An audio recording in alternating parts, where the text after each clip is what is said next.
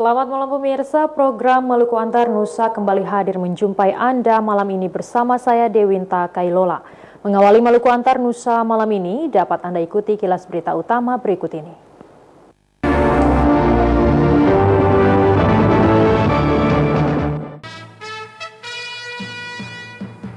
Balai POM Ambon musnahkan ratusan kaleng bir kadaluarsa.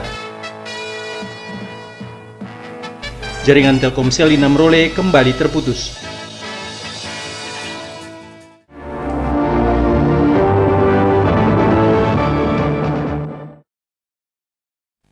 Itulah berita utama Maluku Antar Nusa malam ini. Kini kita ikuti berita selengkapnya.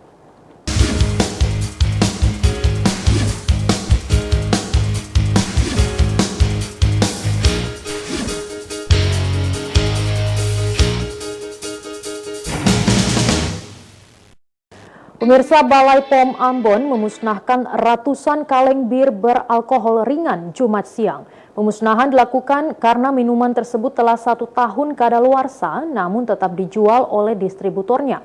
Minuman kaleng beralkohol itu merupakan hasil operasi yang dilakukan Balai POM Ambon sebelum Idul Fitri lalu.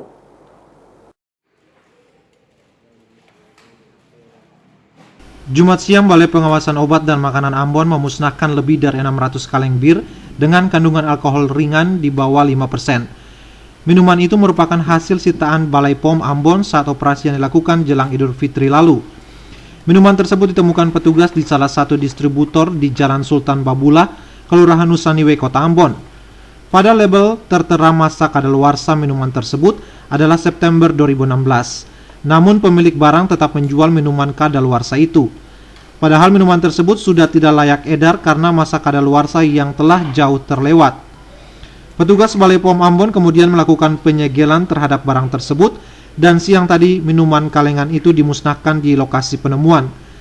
Ratusan minuman kaleng itu dimusnahkan dengan cara ditumpahkan oleh petugas Balai POM Ambon dibantu karyawan distributor. Ini jumlahnya 648 kaleng yang ditemukan dalam operasi menjelang Lebaran kemarin. Dari pihak sini kan harus konfirmasi juga dengan kitanya yang bersangkutan diberitakan kenapa harus tunggu konfirmasi, makanya menetapkan hari ini baru dimusnahkan setelah mereka konfirmasi mungkin. Tapi yang pasti kita pada saat pemeriksaan kita buat berita acara dan lihat berapa jumlahnya. Hari ini sebelum kita musnahkan kita cocokkan jumlahnya harus sama dengan hasil pemeriksaan. Selain dimusnahkan, Balai POM Ambon telah memanggil pemilik barang tersebut untuk dimintai pertanggungjawabannya. Bisa saja izin perusahaan itu dibekukan karena mengedarkan barang kadaluarsa. Riki Nikiyulu, Kurniawan melaporkan. Kota Namrole, Buru Selatan kembali mengalami hilangnya signal Telkomsel yang merupakan satu-satunya penyediaan jasa layanan telekomunikasi bagi masyarakat di sana. Menurut Koordinator Telkomsel Buru Selatan, hilangnya signal disebabkan putusnya kabel fiber optik.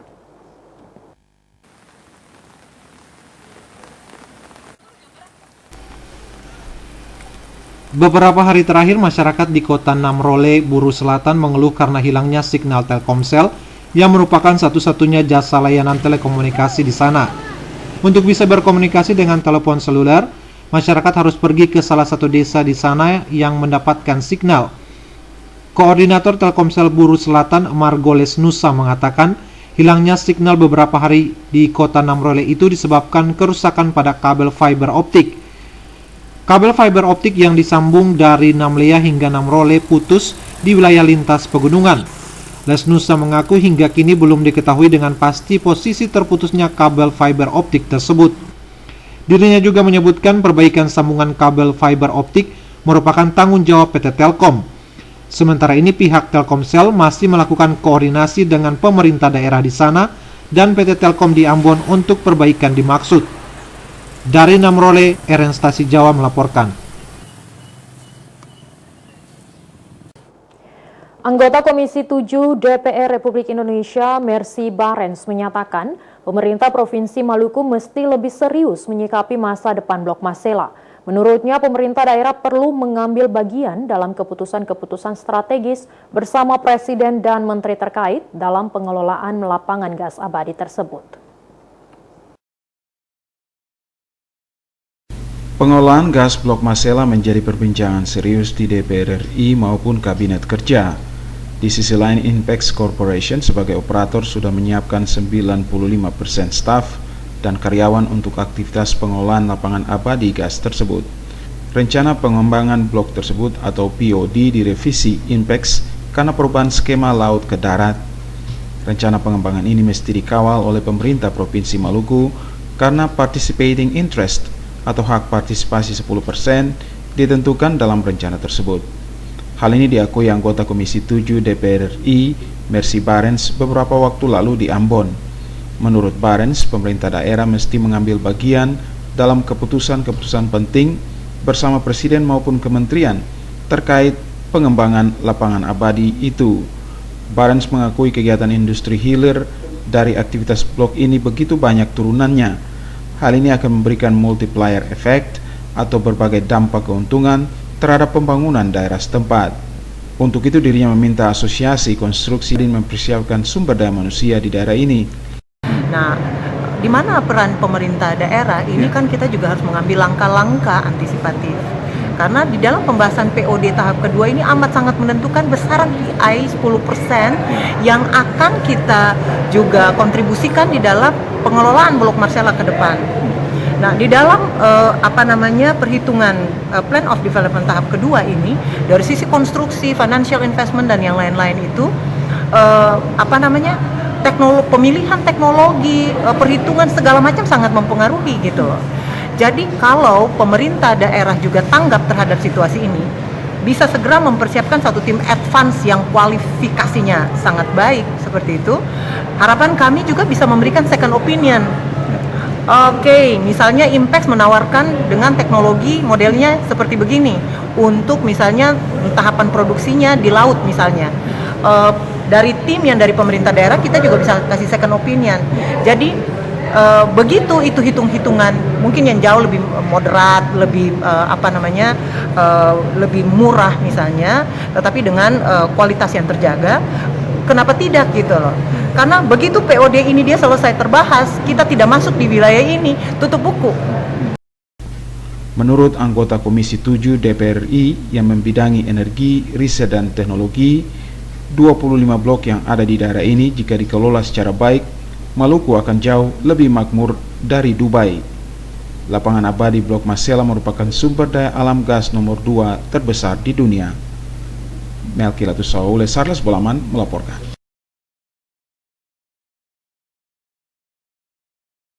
Kita ikuti berita selanjutnya, pemirsa. Ketua Majelis Tinggi Dewan Pengurus Ikatan Pemuda Pelajar Mahasiswa Pelau atau IPMAP, Basa Alim Tualeka, Selasa lalu melantik pengurus DPP IPMAP periode 2017-2020. Pelantikan tersebut dihadiri para sesepuh, tua-tua adat, dan Bupati Maluku Tengah Abu Atua Sikal.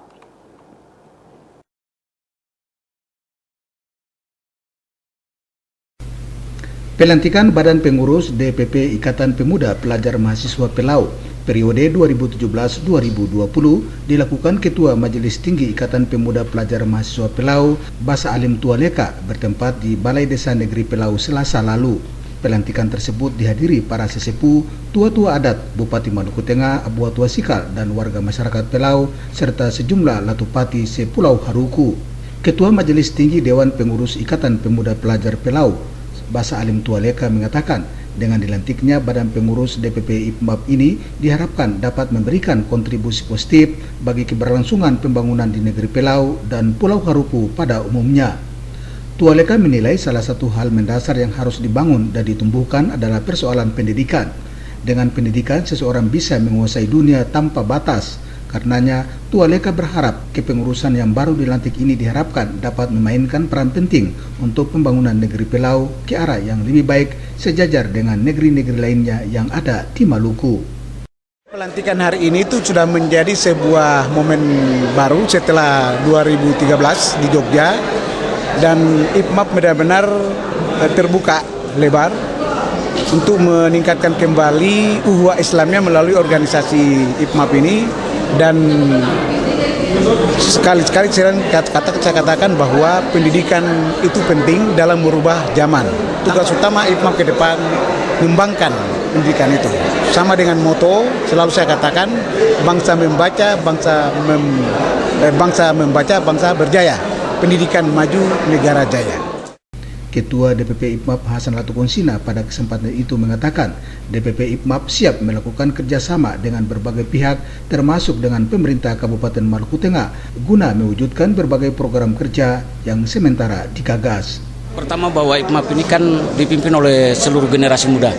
Jadi generasi muda ini tentunya mereka punya semangat yang tinggi, punya motivasi yang tinggi, dan ini akan menjadi satu momentum untuk merubah Pelau jauh lebih baik lagi. Sehingga nantinya harapan-harapan Pelau itu bertumpu kepada generasi muda yang ada di belakang saya selaku pimpinan DPP IPMAP. Program yang pertama karena terjadi degradasi moral yang terjadi di masyarakat Pelau, maka yang kami utamakan itu adalah program di bidang pendidikan agama, kemudian bagaimana kita meningkatkan ekonomi masyarakat sehingga kedua persoalan ini nanti menjadi harapan untuk merubah masyarakat Pelau di masa yang akan datang. Raja Negeri Pelau Effendi Latukonsina pada kesempatan itu berharap dengan dikukuhkannya badan pengurus DPP IPMAP ini dapat memberikan manfaat positif bagi keberlangsungan pembangunan di Negeri Pelau yang bermuara pada peningkatan ekonomi masyarakat secara berkesinambungan. Abu Sawawa, Unga melaporkan. Ketua Dewan Pengurus Ikatan Pemuda Pelajar Mahasiswa Pelau Hasan Latukonsina mengatakan organisasi IPMAP di bawah kepemimpinannya akan selalu siap melakukan berbagai terobosan baru untuk mewujudkan program kerja yang akan dilaksanakan nanti. Salah satunya adalah masalah narkoba maupun minuman keras.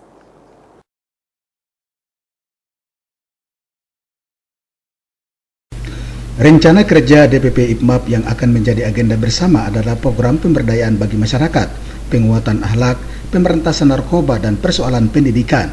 4 agenda kerja ini akan digenjot menjadi salah satu program prioritas DPP IPMAP 3 tahun ke depan.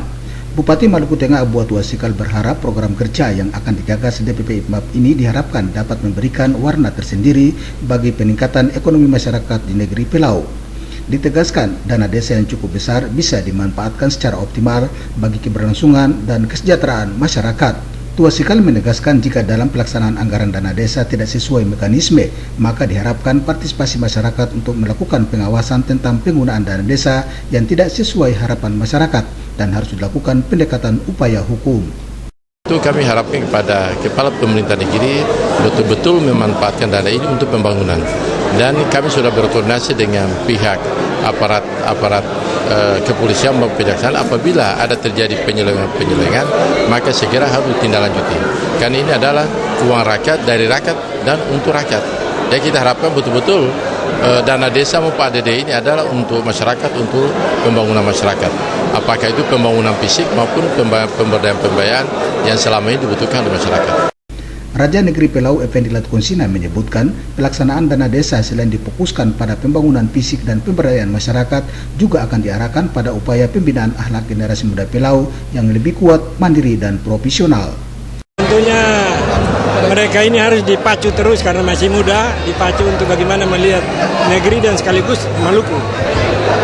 Eksis lalu melihat hal-hal yang tadi saya bicarakan tentang minuman keras, narkoba, itu yang harus mendapat perhatian khusus dari mereka.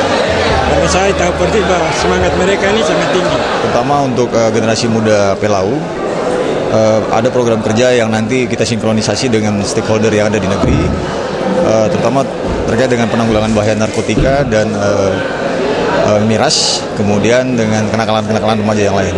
Tentunya ini langkah awal untuk kebangkitan generasi muda Pelau ke depan. Tokoh Pemuda Negeri Pelau Said Latukonsina menilai momentum pelantikan DPP IPMAP dapat memberikan semangat bagi masyarakat Pelau untuk terus bersatu memelihara nilai-nilai luhur menuju satu kekuatan yang dapat membangkitkan semangat generasi muda Pelau untuk tetap berkarya mewujudkan masyarakat Pelau yang sejahtera dan bermartabat. Abu Sawawa, Unga melaporkan. Pemirsa, lokasi penangkaran penyu dan ikan di Kawa, Dusun Pelita Jaya, Serang bagian barat mulai dilirik sebagai destinasi wisata warga setempat. Lokasi tersebut telah dibuka 4 tahun lalu, namun baru 2 tahun terakhir ini mulai dikunjungi wisatawan lokal. Para pengunjung ditarik ongkos masuk sebesar Rp5.000 per orang untuk masuk ke lokasi tersebut.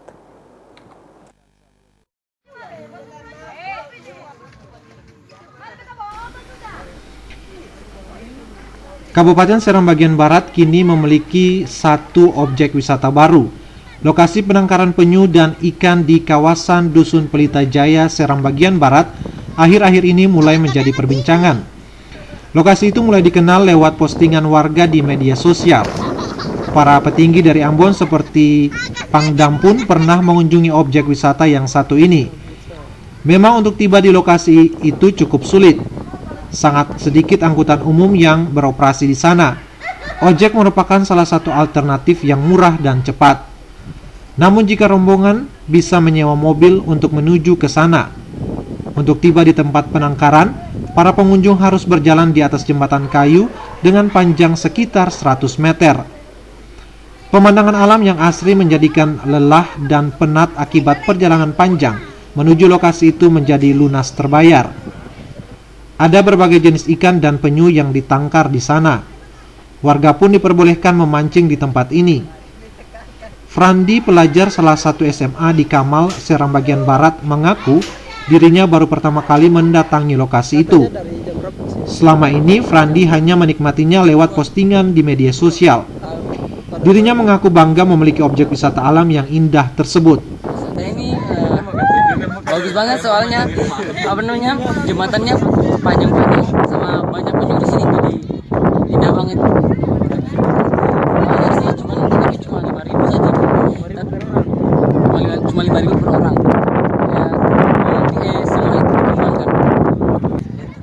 Semoga tambah maju dan tambah dibesarkan lagi.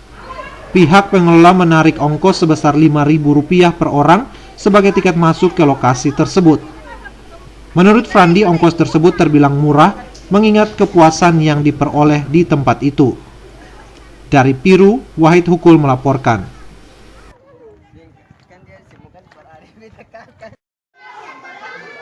Anda kembali menyaksikan Maluku Antar Nusa. Pemirsa, konstruksi dermaga Tawiri mulai dibangun oleh Balai Pelaksanaan Jalan Nasional BPJN Wilayah 16 Maluku, Maluku Utara dengan PT Brantas Abi Praya selaku pelaksana pembangunan. Proyek senilai Rp110,14 miliar ini dibangun sebagai pengganti dermaga TNI Angkatan Laut yang lama pasca pembangunan jembatan Merah Putih yang melintasi Teluk Ambon. Dermaga Tawiri yang kini mulai dibangun merupakan pengganti dermaga TNI Angkatan Laut yang lama pasca pembangunan jembatan Merah Putih yang melintasi Teluk Ambon sehingga tidak bisa dilewati kapal latih TNI Angkatan Laut bertonase besar seperti kapal Dewa Ruci. PPK Pembangunan Dermaga Tawiri Yudit Watimuri menyatakan pembangunan yang sementara berjalan selain dermaga di dalamnya juga meliputi sarana dan prasarana sebagai tempat bekal ulang baik bahan bakar, air tawar, bahan makanan, obat-obatan maupun amunisi. Yudit Watimuri menjelaskan sarana dan prasarana tersebut juga mencakup perawatan kesehatan bagi ABK KRI yang sakit, perbaikan dan perawatan kapal bila terjadi kerusakan peralatan, dan refreshing bagi ABK seperti olahraga, pesiar agar siap berlayar. Dalam pembangunan dermaga Tawiri serta sarana dan prasarana yang diestimasikan rampung akhir tahun 2017 juga memperhatikan berbagai aspek termasuk arus air laut. Hal ini karena pelabuhan yang lama lokasinya agak masuk ke teluk, sementara yang baru agak keluar, sehingga dalam pelaksanaan pembangunannya harus senantiasa berkoordinasi dengan pihak TNI Angkatan Laut. Seperti yang Bapak lihat, proses pembangunan untuk beberapa gedung sudah berjalan. Untuk dermaga ini kami kebanyakan memakai barang jadi, pabrikasi ya, seperti mulai dari tiang panjang spoon pile, kemudian balok, semuanya itu plat, semua pile capnya itu precast, jadi dipesan dari Jakarta. Untuk spoon pile-nya sendiri sudah ada yang menuju ke Ambon. Mungkin minggu depan diperkirakan sudah tiba. Dermaga Tawiri dibangun di atas lahan seluas 11,2 hektar dan pembebasannya telah rampung dengan alokasi anggaran dari Ditjen Bina Marga Kementerian PUPR melalui Balai Pelaksanaan Jalan Nasional Wilayah 16 Maluku Utara. Sementara PT Berantas Abipraya sebagai pelaksana pembangunan melalui Hayin Fahmi selaku site manager menjelaskan pihaknya sejak awal pelaksanaan pekerjaan hingga kini minggu ke-13 sesuai rencana yaitu 15,3100%. Kini realisasi pekerjaan di lapangan mencapai 19,2319% yang berarti terdapat deviasi plus 3,9219%. Kalau untuk material, Bapak bisa lihat sendiri bahwa material banyak yang sudah masuk di lapangan. Begitu juga dengan alat, Bapak bisa lihat alat pancang sudah merapat ke lokasi kita.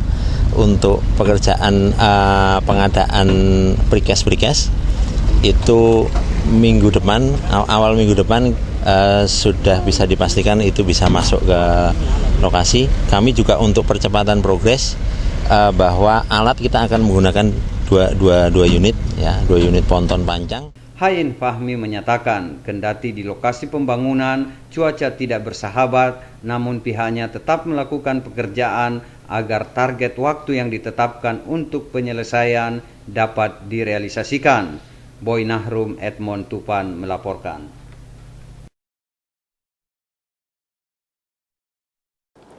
Pemirsa, melatih kepemimpinan remaja memang tidak semudah membalikan telapak tangan. Perlu kerja keras dan pengorbanan dalam membentuk remaja Kristen yang berkualitas. Melalui kegiatan kepemimpinan remaja gereja atau PKRG Jemaat Immanuel Karpan, diharapkan dapat mengembangkan rasa percaya diri remaja dan memotivasi mereka sebagai pemimpin.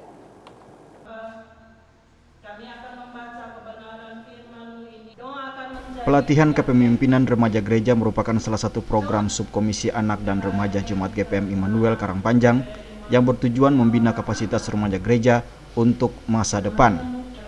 Ketua Subkomisi Anak dan Remaja Jemaat GPM Immanuel, Wem Lantu mengatakan, keprihatinan akan masa depan remaja menjadi tanggung jawab gereja, utamanya Subkomisi Anak dan Remaja.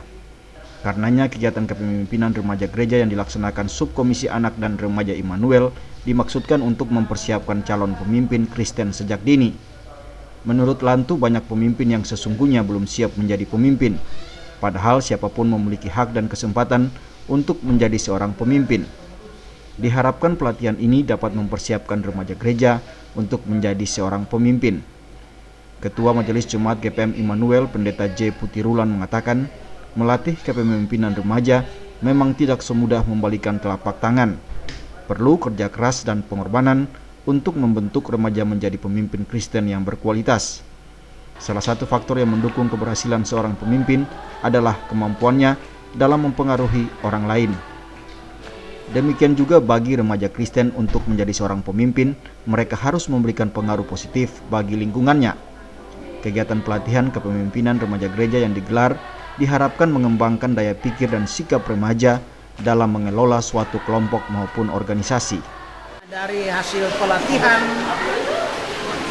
remaja gereja ini, ketua berharap bahwa paling kurang anak-anak remaja gereja dari Jemaat Immanuel Karangpanjang ini 10 tahun ke depan bisa menjadi pemimpin di daerah ini, di provinsi ini, karena kita percaya semua kepemimpinan itu kan dia tetap, tapi generasi akan menggantikan generasi yang sudah lalu tuh. Nah, demikian ketemu pelatihan ini tujuan itu, baik di level gereja, dari jemaat, kelas sinode maupun level pemerintah, dari yang paling rendah di IRT, lurah sampai pun gubernur maupun pemimpin ketua DPR ataupun DPR provinsi ataupun DPR kota, itu ambisi itu kerinduan dari pelatihan ini, dan program ini setiap tahun kita laksanakan untuk mempersiapkan generasi gereja untuk ada di level pemerintahan maupun di gereja. Kegiatan pelatihan kepemimpinan remaja Jemaat GPM Immanuel direncanakan berlangsung 2 hari. Materi pelatihan di hari pertama adalah penanggulangan kenakalan remaja yang dibawakan oleh Polres Pulau Ambon dan Pulau Lease. pembentukan watak kepemimpinan remaja gereja dalam konteks sosial kemasyarakatan oleh Wali Kota Ambon Risat Lohena Pesi dan materi menguasai teknologi oleh dosen teknik Unpati J. Tupan. Di hari kedua pelatihan akan diisi dengan materi kesehatan reproduksi dan meditasi. Minggus Noya dan Edmond Tupan melaporkan. Anda masih menyaksikan Maluku Antar Nusa. Pemirsa, dampak tingginya curah hujan di wilayah Maluku dikeluhkan para petani sayur di Desa Waiheru. Mereka mengaku rugi puluhan juta rupiah karena gagal panen akibat kebun mereka terendam air.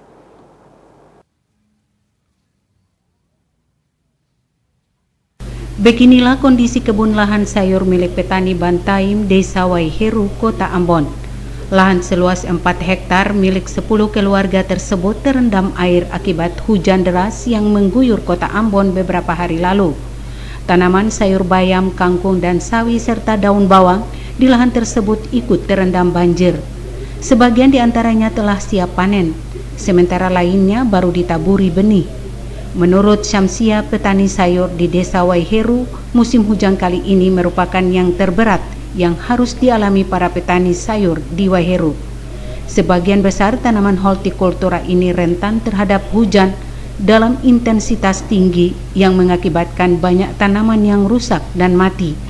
Selain itu, sayuran tersebut juga rentan diserang penyakit saat curah hujan tinggi.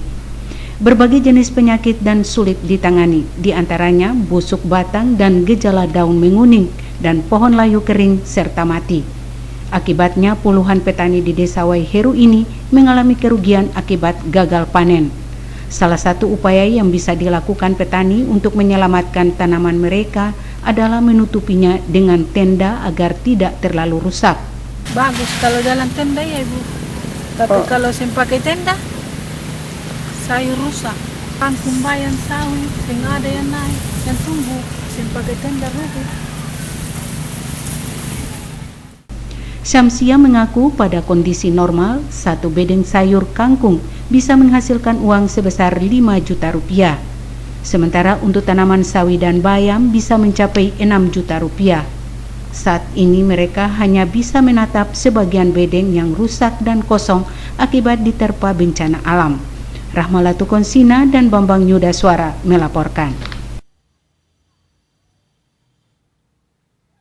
Pemirsa, pembangunan rumah bagi masyarakat berpenghasilan rendah, terutama aparatur sipil negara (ASN), telah direalisasikan di daerah ini dengan adanya nota kesepahaman antara pemerintah Kota Ambon dengan pengembang di bawah naungan Asprumnas. Wali Kota Ambon Richard Lohena Pesi menegaskan, program sejuta rumah itu merupakan kebijakan Presiden Jokowi dan akan direalisasikan untuk 3.000 ASN di lingkup pemerintah kota.